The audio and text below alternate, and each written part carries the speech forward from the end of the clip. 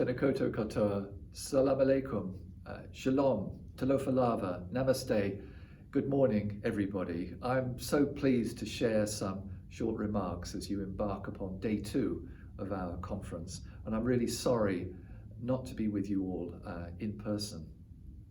Some 20 years ago, in 2002, I was appointed the first UN Special Rapporteur on the right to health. I wrote some 30 UN reports in that capacity, and one of the first was in 2004, and it was on sexual and reproductive health. And in that report, I spoke about sexual minorities, sexual orientation, and sexual rights. When I orally presented the report in the UN, 3 ambassadors, I recall it vividly, derided me, Cuba, Saudi Arabia, and Pakistan. 2 supported me. The paper caused quite a kerfuffle in those days, some 19 years ago. Since then, we've made some significant gains to address rainbow rights as human rights in Aotearoa, marriage equality, banning conversion practices, gender self-identification, to name just a few examples. Nevertheless, events of the past couple of years have shown that with each gain come big challenges, and we must always be ready to defend and protect the human rights gains we make. And equally, we must also think creatively about advancing rights. And this is our challenge going into 2024, to ensure that we advance rainbow rights even while having to defend them as well. In 2006, I was a proud signatory to the Yogyakarta Principles, which address the broad range of human rights standards and their application to issues of sexual orientation and gender identity. And the principles affirm the primary obligation of states to implement human rights. Each principle also accompanied by detailed recommendations to states. But they also emphasize that all actors, businesses, communities, individuals, have responsibilities to promote and protect human rights.